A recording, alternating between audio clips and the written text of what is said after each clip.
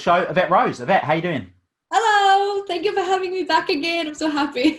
Nice, an absolute pleasure to have you back. I love learning from you and the work that you do and your wisdom around this particular topic, and a topic that I know you're incredibly well versed in is something I find fascinating. And I know that our listeners that are going to be listening to this episode are going to find it just as equally fascinating. So for people that aren't familiar with the type of work that you do, you're a facilitator, Yes. and the work that you do essentially is specializing in identifying hidden emotional patterns and stress in the body and enabling people to overcome those. I'm right in saying, is that right? Correct. Correct. Cool. And those hidden, and this is where I think it gets really interesting. So those hidden emotional patterns and those stresses that are held in the emotional body are the root causes of most illnesses and disease. Yes, from my perspective, yes, and scientists are actually now starting to agree with that. Which is incredible. So I know that you've worked with thousands of people from all over the world to enable them to overcome all manner of illnesses and disease. Now, you've got an incredible book that I've said to so many people, you need to have this book in your house. That's it there. For those of you that watch it on YouTube, you can see a whole number. This isn't just a standard book. This book, guys, is 800 pages long, maybe even slightly longer than that. 800 pages thick. It's an incredible book. And for me, it's like the sort of book that you need as a dictionary. You know, you don't read it necessarily from cover to cover, but when you find out that you've got an illness, or a typical doctor prescribes you as having a particular illness or disease, you go to it, you read up about this, and it will just blow your mind. So how many illnesses and diseases do you cover in the book? Right now, I have 679 medical ailments, and I'm filming and writing more on my YouTube channel for the ones that just can't fit into the spine because the spine is going to pop. So the publishers is like, no more. So I'm making YouTube videos now. Love that. So let's talk a little bit about you, because you getting into this work is something that I know you're incredibly passionate about, and like you say, you're making videos and you're putting content all the time, which I love, by the way. So how do you end up doing this? You know, how do you end up doing this work? It was a complete accident, to be honest. I mean, I really wanted to become a defense lawyer. I was very passionate about helping men and women who are stuck in domestic violence, you know, rape, trauma, and all these kind of criminal cases. And I really saw myself as a crime scene investigator as well. And I even studied it for a year. I was very much connected to that. And of course, I didn't realize in hindsight, that was the little girl in me that felt all the injustice from all the abuse and stress that I felt as a child, that I was seeking for my justice through other people's circumstances and, you know, trying to find my healing journey through that. And so as I matured and when I moved to Australia from South Africa, that's when everything really actually collapsed. I mean, you would think that because I'm moving to Australia, the life is 100 times better. It's safe there. You can walk on the pavement, on the sidewalks to the shops with your handbag on your shoulders, like in South Africa. It's like, what? So you'd think things would get better. But what I realized is when I got there, when all the chaos, when all the drama and everything wasn't distracting me anymore, the inner voices started becoming louder because my external world wasn't so loud anymore, the stress and the everything. So I didn't realize that I couldn't understand what was wrong with me. I just became more and more anxious. Depression hit in really hard. I started exercising excessively, you know, and, you know, I worked my butt off. So that was my new escape. Alcoholism, there was a pub across the street. I would smoke, chain smoking. I was only 22 at that time. But so, of course, as we all come into this industry, in most cases, is that we're looking for answers for ourselves because something in our life is not working for us. And I didn't have just one specific aspect. My entire life was just falling apart, including my health. And I just woke up one morning, just had enough. And I realized that, you know, most people who wake up in the morning, you wake up because you believe in something, right? You don't just wake up for the sake of go in, you know, autopilot mode. And if you do, then you need to reassess that because you've lost your passion somewhere. And so I realized that I'm just waking up for absolutely no reason. What is the purpose behind this? Nothing makes sense anymore. So all these questions started coming and I had a complete meltdown that's been building up. And I was lying in bed 5 o'clock in the morning with a cigarette and I'm thinking, I'm done. This is my crossroad. I felt so numb and I was so done. I was so tired of the stress that I didn't know what to do with anymore. And so I went to the computer that morning to Google how to end my life. And I sat there, and thank God for the competitive side in me, because I do have that. But this was when it really came through. And I sat there and I was thinking, damn this, why is it that other people can be happy, but I can't? What is it that they're doing that I'm not doing? What is it that they know that I don't know? Why is it that they can achieve that, but I can't? And I started from this attitude. I thought, no, screw it. I Googled how to be happy. And then it was Doreen Virtue, it's Neil Donald Walsh, and it's all these things. And I went from being a complete Christian, which is the way that I was raised, and it was not the healthiest. So of course we overcompensate, when you find your sense of empowerment to a certain extent, and you finally feel like, wow, I can make my own decisions now. You ditch what just doesn't serve you anymore, right? You ditch those pain points. And so the religion was one of them, and I became an atheist. So now having to see that I have to deal with Christ, now it's talking to God, and like, where was God when all this was, the shit show was going down? And it was really challenging me. I sat there and I thought at first it was a joke. And I Googled it again, and the same pages came up, and I thought, this is where I have to accept that I don't have the answer. I'm completely unresourceful. I'm going to dive into this. I'm just going to close my eyes and I'm going to dive into it. I kept everything secret. Like, I would read these books on the train to work, and I would put a white page cover around the book so people can't see what I'm reading, because I felt so embarrassed. But 3 months later, after working so hard on myself and seeing the results, I quit my office job and I started my career. And that whole episode for you, so obviously you dived into the personal development world, and you went from one extreme to another. At what point did you then start really exploring the sort of the metaphysics side of things and the healing work? Because that's really, I mean, I know you wouldn't necessarily call yourself a healer, but you're a facilitator of healing. And I know that there's thousands of people all around the world that have experienced life-changing breakthroughs. And we're not just talking overcoming colds here, are we? I mean, can you just share with the listener just maybe 5 examples of some of the extremes, and then some of the more common things that the Western medicine might think is impossible to overcome, or that you need to have lots of medication for, that you help people overcome by your process? So, of course, the psychological aspect of trauma is often the worst, but that's kind of like where you have the middle point. It's the trauma, the psychological and physical stress, and then you have the ailment. So it depends on the scale where you catch the person. So if we're looking at psychological trauma, we're looking at, for example, rape trauma or abuse trauma, where it happened, and then you sit down with the person for an hour and you get them to a place where they ask you, what did we work on? I don't remember what was the session about. So you can have it from that extent, and to the extent where people, for example, have a fused lower back, like the vertebrae are fused, and it's been like that for 10, 15 years. Chiropractor every week, can't clean the house, they have to hire a cleaner, all this kind of debilitating type of lifestyles, and then working with that and getting the back then to start to regenerate itself, but purely just looking at the emotional stress that was being held there that literally became almost fused and calcified. And then for someone to then start to live a life that is free of chronic back pain and to let go of their chiropractor, and I love chiropractors, by the way, no bad intended, they've helped me a lot as well in my life too. But I'm just saying, to the extent where your sense of empowerment comes back to you. And then I've had, blisters, I've had, mouth sores, I've had bladder problems, bladder infections, UTIs, incredibly debilitating conditions. It ruins your day, if not your entire week, if it's not addressed properly. And looking at those level type of infections. And the most frustrating part that I noticed with cancer as well is that, people always ask me, so what happens with cancer, Yvette? Where do we go with this? It really depends at the stage that you reach the person as well, right? It also depends, if someone has a terminal ailment, you also have to be able to understand that the way that you communicate what you can do should also be realistic for someone. And I always make sure that I let people know that regardless of where they are at the stage, I let them know I'm going to give you my best.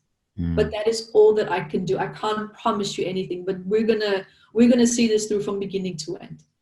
So you really have to get people also on a realistic aspect in terms of where we're going to run with this. Because I have noticed in my work, sadly, so I've noticed that even though a person is looking you straight in the face and they say, I don't want to go, there's a part of them that already has decided, for example, that they are going to go. And I noticed that with certain ailments that's gone a little bit too far, where the cancer did heal. Third stage, beyond that, it healed. But then a week later, they died of a heart attack. Or they died of emphysema attack. I had a recent case like that last year where the guy had cancer lymphoma and it spread everywhere. It was right into the blood, into the brain. We worked. 2 weeks later, the wife called me and they're on the camera made on Facebook, left me a beautiful video. I met them randomly in Morocco on holiday and I just sat down and said, hey, do you want to work? They spoke French. I had a translator and they're also, my partner there was French speaking, one of the many languages, and he just translated. And so we worked, and the session worked. But what I found when I was working with him, his soul said, I'm doing this for my wife, but I'm ready to go. And that was hard. I sat there and I gave it my all for 2 hours. And so the results came back wonderful, completely clean and clear. And they thought it was a miracle, which I also thought, of course, which it was in that case. But then a week later, she messaged me and she said, I'm so sorry to say that, he's passed. And I'm like, from what? And she said, from emphysema. He just woke up, had a coffee, the attack came and to the hospital and he never came back. Yeah. So that's one of many cases that I've seen where, yes, it can get better, but we also have to keep in mind, what is the person's experience? What is their own personal deep role? Because that is so deeply private and personal to that person. So I'm very cautious of what I say can and cannot be done, because you can only support to a certain extent, where you also have to love someone enough to allow them to have their experience after you, of course, that you've done everything. Yeah, no, I completely get that. And I think it's really important that, like you say, people don't see you as this white witch, that can people have to do their part, and they've got to want it, and they've got to want to change. Similar to the coaching work that I do, is that I won't work with anybody that doesn't want to change. I have lots of people say, I want you to change my husband, I want you to change my child, I want you to change my staff, but they've got to be the ones that want to change. It doesn't matter. So we said that there's hundreds of,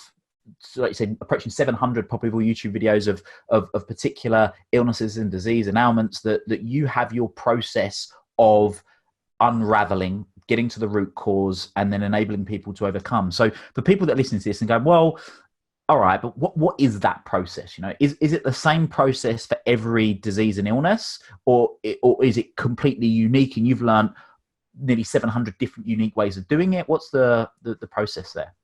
Here's the cool part. So our biological makeup is exactly the same as what it is for billions of every person on this planet. Hence why this book is also so spookily accurate. Like, anyone on this planet can read it with a certain ailment and they go like, oh my God, that was creepy. And the reason for that is because the amount of the type of emotions that we store in different parts of the body is the same for everyone. So the wonderful part about that is it made me realize, well, okay, so if it's the same for everyone, then the way that we store trauma has to be the same.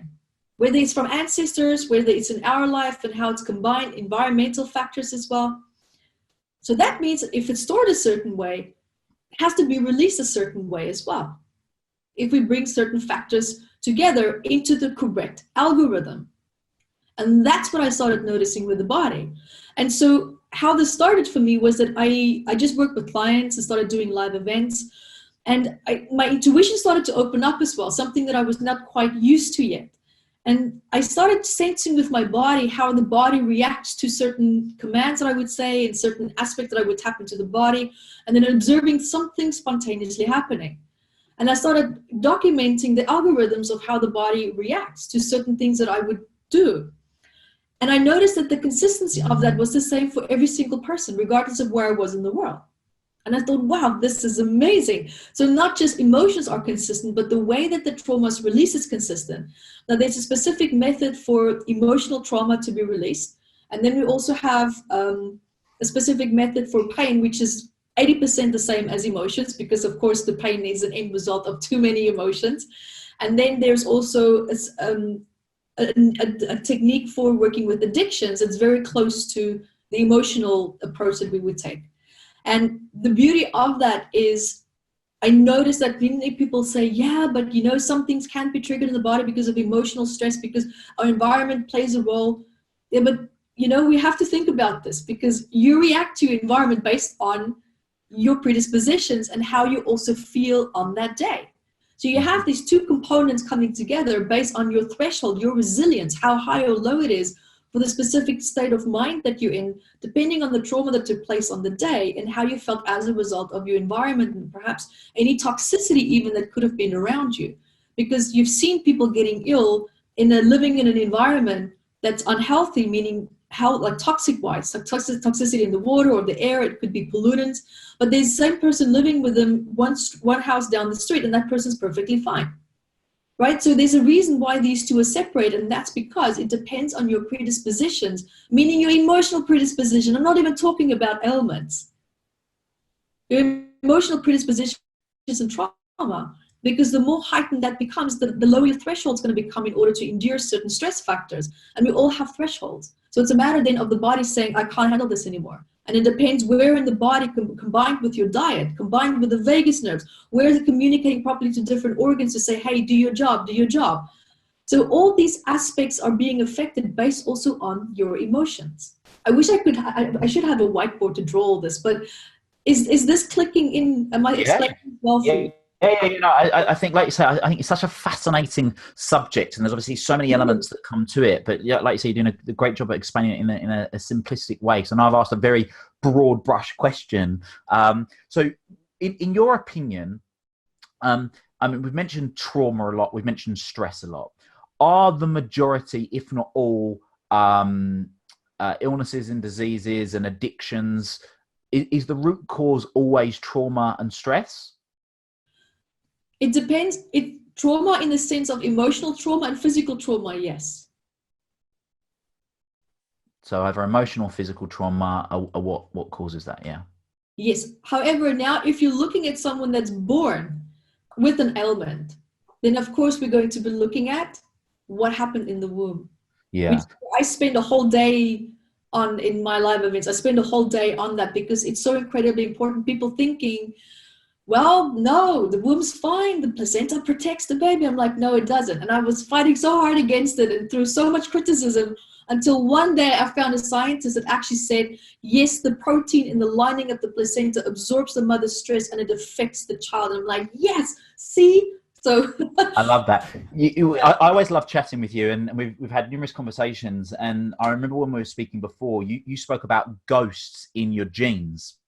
And I thought that was such a documentary. It's fantastic. Yeah, and I think it's such a thing, because I always had thought, no, I'm just how I am. I'm born with this sort of blank page, and then everything that I do is what I do, what I create, my own belief systems, and there's no trauma or stress from my parents or whatever before. And then one day it just dawned on me. I was like, how stupid of me to think like that.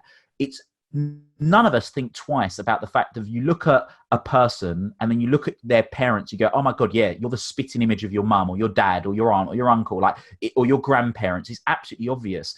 And obviously the reason that's the case is because at a cellular level, those cells have been sort of passed down, and that makeup, that process is still the same. And it just dawned on me. I was like, of course you must be able to carry those belief systems, that trauma, that stress at a cellular level.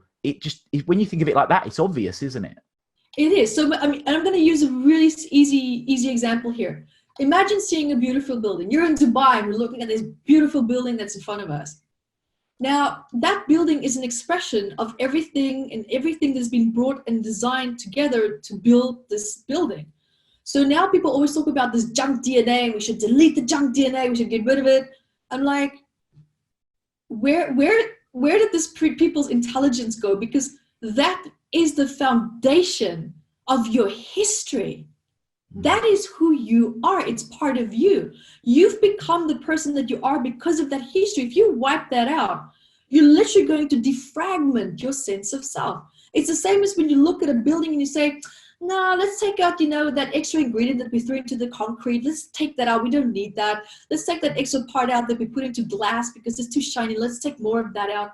The building, the more you start to destroy and take out of the actual core foundation and history of how that building was built, your building is going to collapse. The expression of that is going to collapse.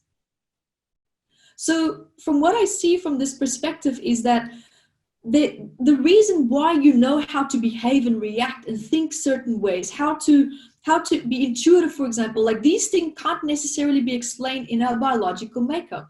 This is a certain aspect where there's a gift coming through from your DNA lineage while you have certain talents. Why are certain people born and they excel in everything, or they excel in a specific thing that you cannot, for example? There's something in their DNA lineage and the history that came through from someone that mastered that. And that DNA and that expression is now being repeated again. So, there's so many aspects within that we should never, ever overlook. And my work has consistently proven that to me as well. I will never forget this powerful example of a 12-year-old girl that I had. I think I told you about this in our previous talk, where she explained the symptoms of being raped, the sensations of it, the thought patterns of it, everything. And I'm sitting there and I'm like, and her mother took her to the doctor, everything was checked out, and she had zero signs of physical trauma of rape. And she also said, nothing happened to me. What do you do with that? And so I sat with her and I asked her, when did it happen? No, the boy just grabbed her by her chest when they were playing tag in, at school. You're running so fast. You can always see where you're grabbing someone. You just like, tag, you're it, and then you run, right? Because you want to get away from the person. So he just hit her like right above her breast, really hard. And that day also, she was going through puberty. She already started to feel the changes, feeling a bit awkward. So you're feeling a sense of insecurity within yourself that's more heightened than usual. And when I sat down and I spoke to her mom in her own life had a string of sexual abuse. Her mother as well. It was a very strong predisposition, emotional predisposition in the family. And here for her, this little girl, just that one day, where she felt emotionally very vulnerable, meaning that the expression of sexual abuse trauma that could be activated became higher and higher and higher. And so just that one tap on the breast to activate her mother's memories, her grandmother's memories, and it was so strong in that child that she could literally speak as if though it happened to her. And when I finally figured out what happened, it took me 20 minutes to clear it up with her, and her life went back to normal.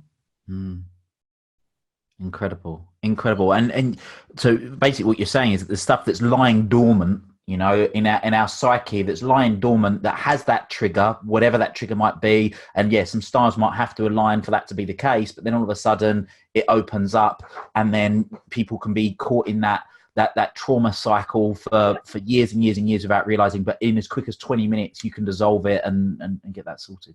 And just a more simplistic example for the viewers who's also, here with us. Like, look, for example, people have a phobia of spiders, right? I love spiders. They can run over me. It doesn't bother me. But some people feel like they can die. They can pass out of a tiny little spider. Why? And they have no prior trauma with the spider. So why would that be? Phobias are a typical example of ancestral memories. There's a 50% chance that is an ancestral memory every single time. Sorry, just on that really quickly, how would someone know whether it's an ancestral memory or not? Normally, if you don't have a trauma associated with the thing that you actually have a fear of, then there's a 50% chance that it's an ancestral memory. The other 50% could actually is that an implicit memory has been triggered, where you experience perhaps an emotionally turbulent time in your life, and the spider happened to be on the wall when you felt really upset or really traumatized, or maybe your mom or your dad attacked you or beat you up, and you just felt a real deep sense of powerlessness. And then you saw the spider in your subconscious mind, how you feel the spider, the image, and it connects. So every time when you see a spider, it causes implicit memory to become alive again, and you feel like you're back in that place and space, but you're not making the conscious connection because it's an implicit memory. Yeah, in NLP we call it an anchor, and I know it's you create an anchor. Yeah. Yeah, I love that.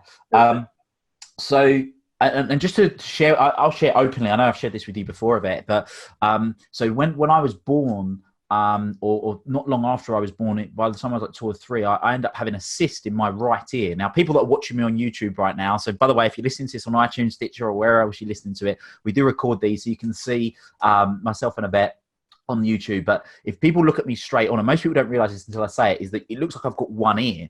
And the reason it looks like I've got one ear is I've had in total, I don't know, 12 ear operations over the years. But I've had 3 or 4 big major operations where they had to sort of cut in behind the back of my ear. They had to take out a cyst that was in my inner ear. That cyst had eaten up some of the bones. I forget what they're called, the hammer and whatever else it is. And they had to use the cartilage in the back of my ear along with some other substance to make some sort of bone equivalent, so that I can still hear. So I'm actually still a third deaf in my right ear. But when I read your book and I started reading up on this, and I thought, I'm curious, because I'm a really curious guy.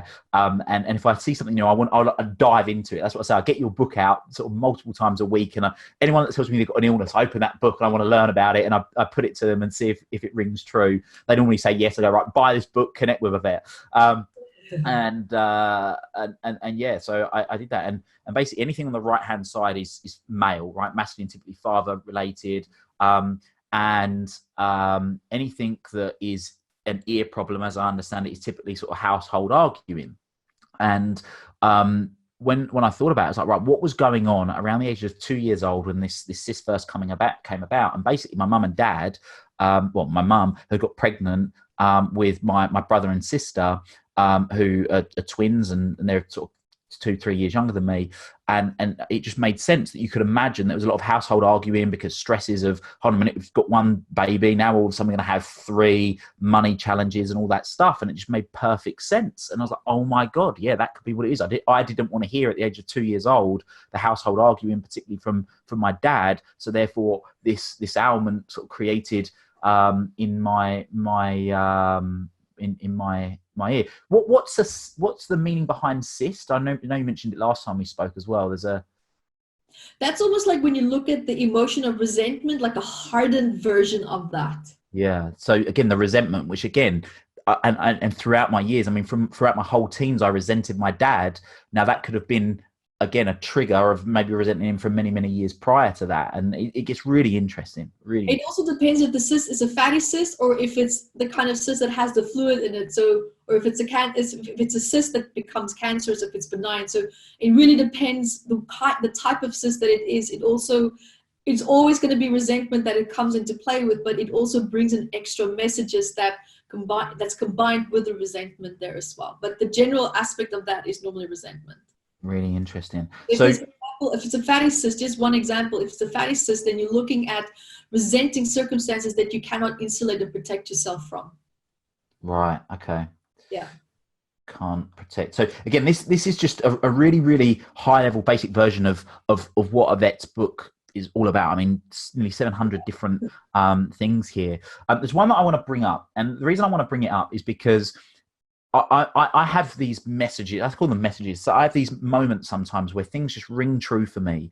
And there's 3 or 4 people that I know that have fibromyalgia. I will ask you a couple of questions about a particular friend that has been told they have fibromyalgia prior to us getting going.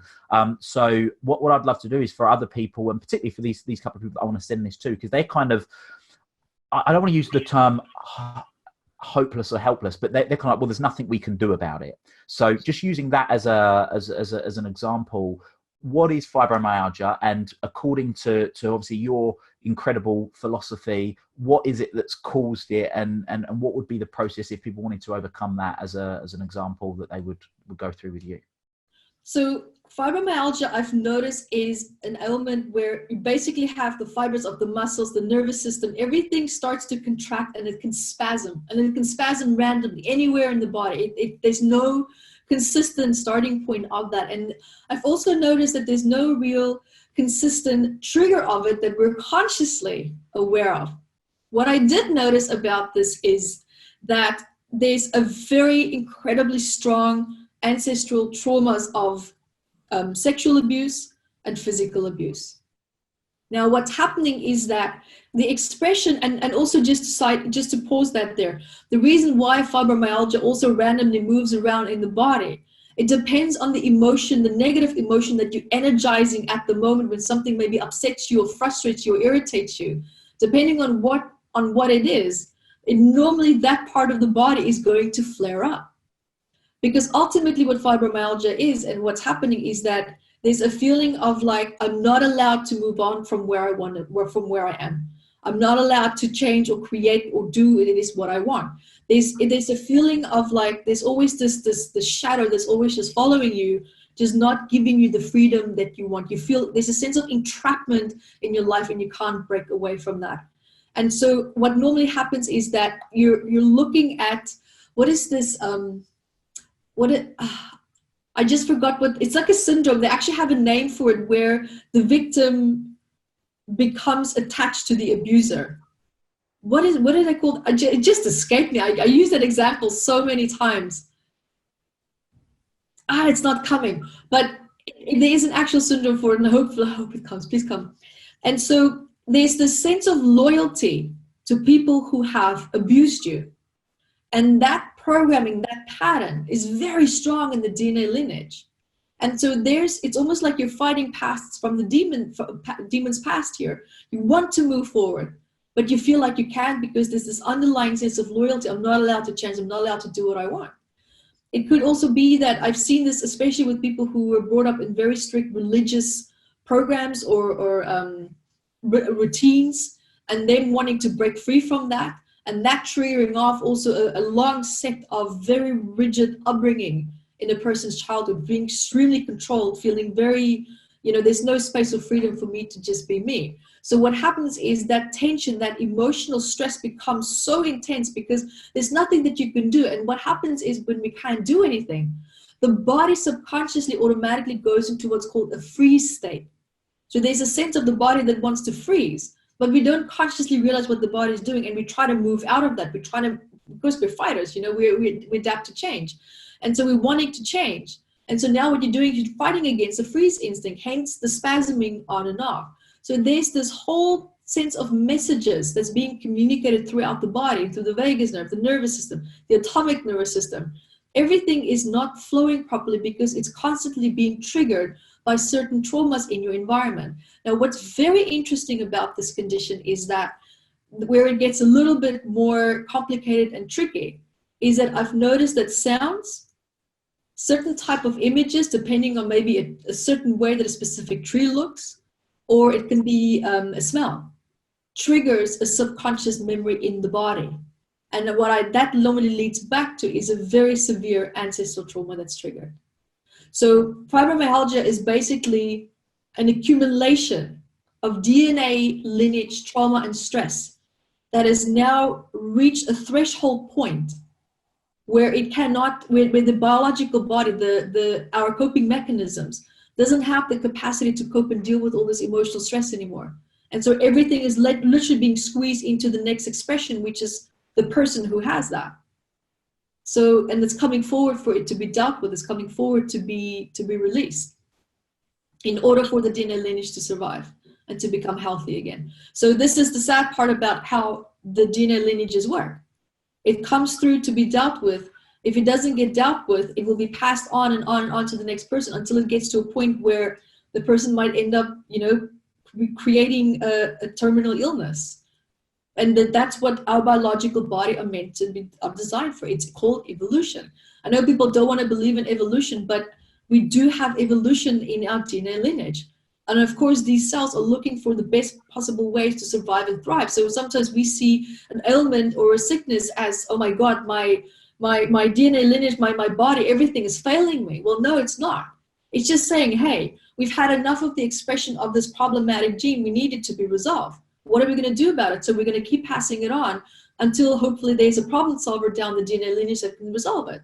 If not, the problem would get worse until it reaches the highest expression, which is a terminal illness.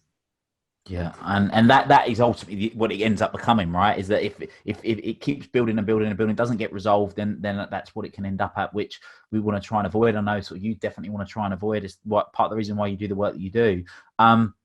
So You mentioned there, particularly taking fibromyalgia, there's all these different reasons, like you said, that are subconscious that people don't know. So there could be multiple different triggers, which is what makes it so difficult to understand what the root cause is, which is, I suppose, why traditional therapy would be very difficult to deal with fibromyalgia, because people just don't know. They're completely unconscious or unaware of what it is. So then how do you go about enabling people to heal from fibromyalgia if they don't know what the cause is at a conscious level? So the fun part about what I do is, and why I'm so passionate about it, is that I've designed the work so that we don't need to know what the root cause is. Because ultimately, at the end of the day, if it goes beyond your lifetime, we can only assume what we sense and feel to be correct. Because these filters can also, we can be so fixated on seeing something specific that we can create that. Or we can have such a fear of not seeing something that we end up not seeing it. So there's so many little filters and aspects where this can get a little bit of a gray area. And I thought, wow, how do we work around this? And what I realized is it's emotions. Work with emotions. Because whether it's an ancestral emotion, whether it's yours, whether it's your mom, whether it's an emotion that you copied from someone else, which we actually do. And so these aspects, if you can feel it, then we can work with it. But if you just sense something and there's no real evidence in the body of how it's expressing, then is it really a problem, or is it just a loose hanging thought that's making you think that it's real? Yeah. So I know that you're upset. If you're sad, you're going to know that you're upset. If you're happy, you know that you're upset. You know that. You don't need something outside of yourself to prove that to you. So that is your most accurate. That's your northern star right there. Love that. So you're working with the emotion rather than having to find the cause. So the cause actually doesn't matter. You don't need to find the cause. You just do your work and you go through that process. And for the people that are listening to this right now going, oh my God, I love this woman. I need to do this. I've got these challenges. I want to work through that. What's a typical time frame of how people can overcome these, like deal with? I know you mentioned sort of the example of the couple that you met when you're on holiday, and you mentioned this girl on 20 minutes. But what's a real, because people go through years of therapy. Yeah. But what do you sort of typically look at as a time frame for people to be able to overcome these illnesses, disease, as a result of doing the work that you do with people? Look, if you're looking for a complete life overhaul, then you're going to be looking at least, 5-6 sessions that spread out within a week's time, because it takes the body 7 days to fully integrate. And I'll explain that in a minute. There's a reason why. And so if you're also just dealing with for example, a problem, say an ailment, then let's say, for example, abuse. That I would say, for example, at least 2 hours. That's also split over a week, 1 hour, 1 week, and another hour, another week. If you're looking at pain and you're dealing with extreme suppressed anger, and anywhere where someone is struggling with anger, it's a very tough vibration to work and to break through sometimes, because of the coping mechanisms that's built around it, because it's the core foundation of that is the fight instinct. So now you're dealing with someone that's a fighter. Now you know that. Even if that person looks as cool as a cucumber, it could be an 80-year-old grandmother that's so cute that's just baking cakes, but if she's in a tremendous amount of pain, there's going to be a lot of suppressed anger, and you're dealing with the fighter. So you're going to have a certain level of resistance already there on your hands, and that you should know.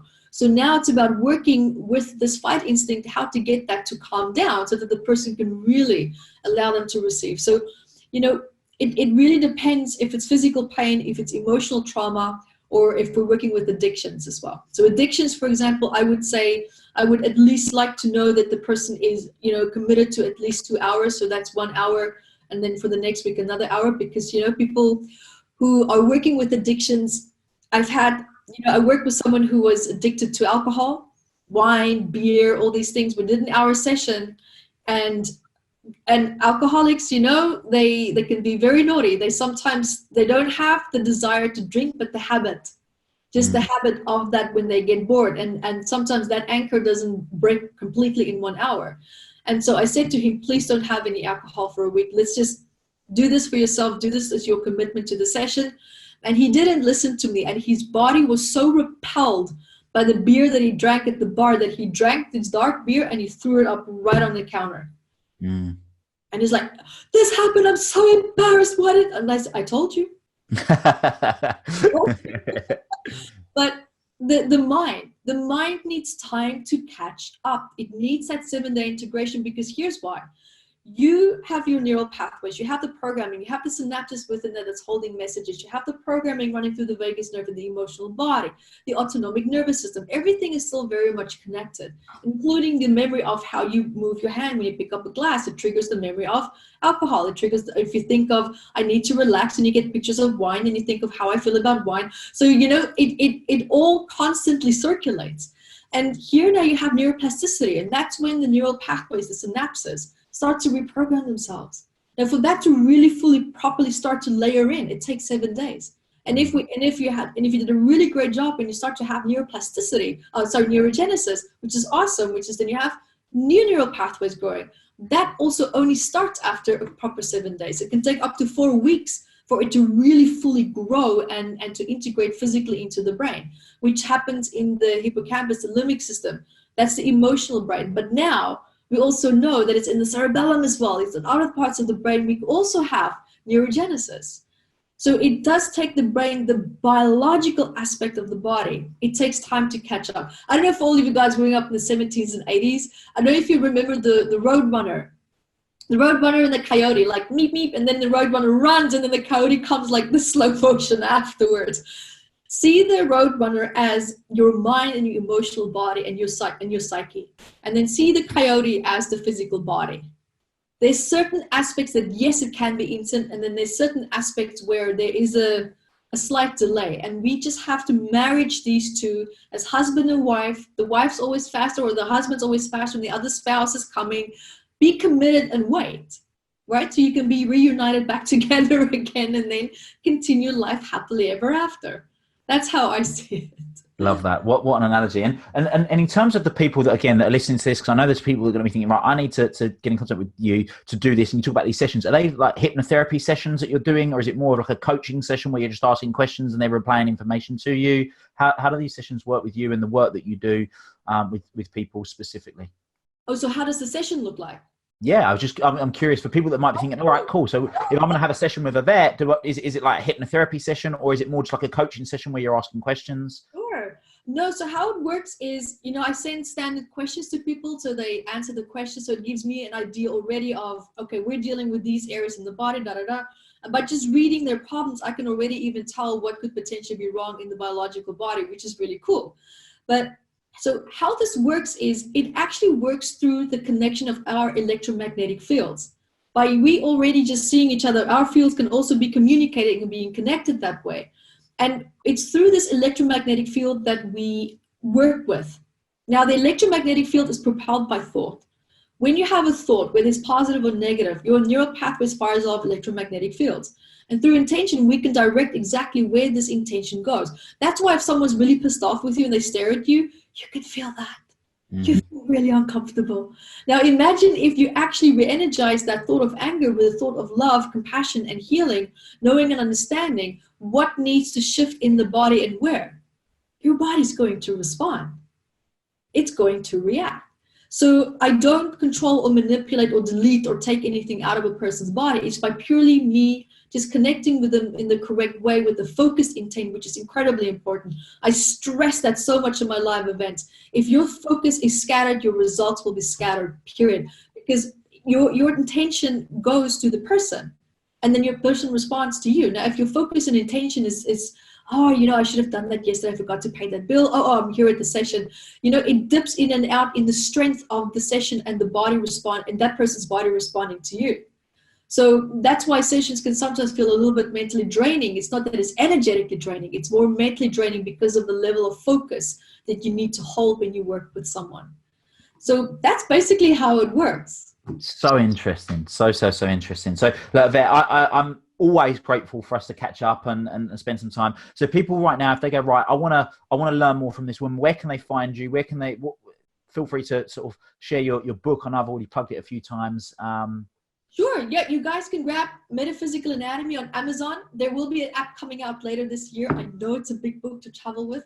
And so it's an interactive app. So we're working out a lot of kinks at the moment. You can catch me on Instagram at Yvette Rose 1 with a digit 1, YouTube as well, YvetteVideos.com, just to avoid all the slashes and stars and everything that comes with YouTube links. And also on the website, metaphysicalanatomy.com. You can all go find me there. And of course, Facebook, there's Metaphysical Anatomy fan pages there. I share so much research. And guys, also ask me questions. You can tell Will also if you have any questions for me. I love making videos about questions that people ask and to just share and see where I can support and help. Amazing. Yvette, thank you once again. It's been great catching up with you as always. It really has been a pleasure. I know that people listening to this are going to love the episode. So yeah, thank you very much.